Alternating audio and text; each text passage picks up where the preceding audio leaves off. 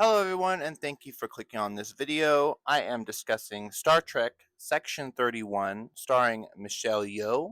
This is a new Star Trek project that they made exclusively for Paramount Plus. It dropped on January 17th and I've recently watched it. I thought it was an interesting follow-up from where we left off on Star Trek Discovery Season 5. I know a lot of people are anticipating this Star Trek Academy show that they're still working on. I'm waiting to hear news on that. Of course, we're waiting to hear about Star Trek 4 with Chris Pine and the original cast from those movies returning, but this is their new project. And going into it, we've got the story is Emperor Philippa Georgiou joins a secret division of Starfleet tasked with protecting the United Federation of Planets and must face the sins of her past, which was really cool to see. We didn't really get a lot of backstory on how she became the Empress in Star Trek Discovery, so we got to see that in this movie. We got to see a little bit of backstory for her on her planet. They go through this challenge of almost battle royale, if you guys understand what that was, or more recently, Hunger Games, where they pit child soldiers against each other to see who is the strongest. And of course, she and another partner of hers were able to win the match and go home to their villages. And then they were tasked with taking out their families because they're not supposed to have anyone that they depend on, which she was able to complete the task. And San, her partner, was not. So his village burned in basically because of his decision not to take out his family. And we saw Philippa Georgiou rise, her ascension to becoming empress, and her dictatorship across the galaxy, and eventually the universe. Then it jumps forward to her in present day, a few years after her being given to Section 31 from Burnham in Discovery. She's escaped.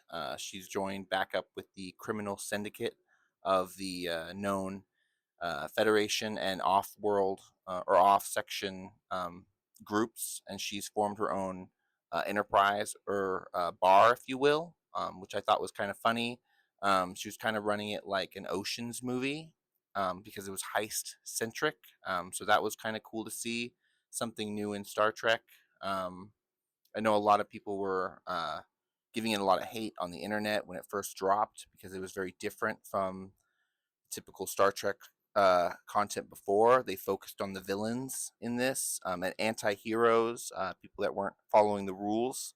And a lot of people felt like that shouldn't have been something they did, especially with an IP like Star Trek. I liked it. I didn't care for all the haters talking smack about it. I needed to see it for myself to get my own opinion of it, and I really liked it. I give it a 8 out of 9, 8 or 9 out of 10, probably out of all the Star Trek stuff that we've gotten recently. It was a little bit better than some of the Strange New Worlds episodes. I know I was falling asleep with season 2. I know a lot of people love that show. We're waiting on season 3 of Strange New Worlds with Captain Pike, but I was falling asleep for some of those episodes. They were not keeping my attention, very much like the classic 1960s Star Trek. I'm a apologist of that. I like watching it, but I very often fall asleep watching it as well.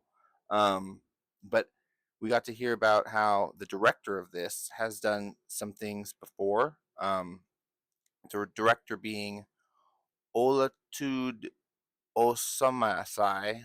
Osamasai? I hope I'm pronouncing his name right. He's an American film director and television producer.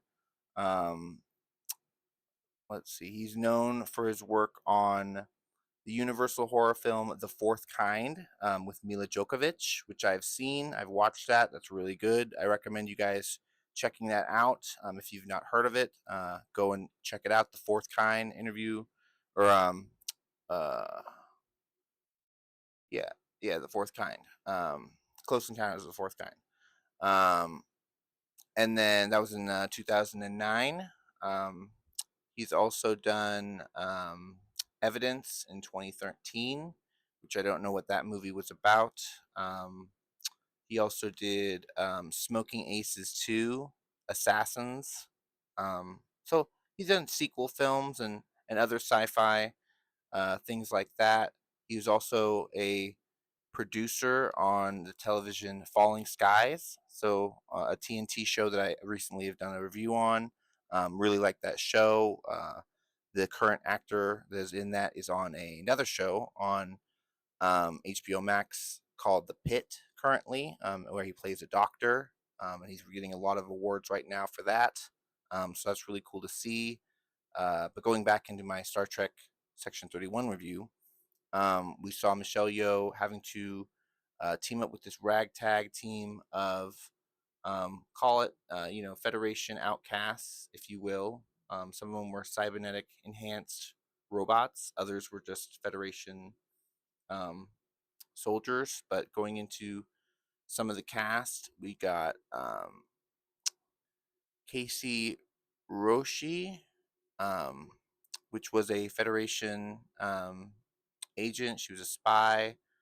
I liked her makeup and get up for uh, her role. We also got uh, Humberly Gonzalez as the bartender in the bar when Michelle Yeoh was in the bar.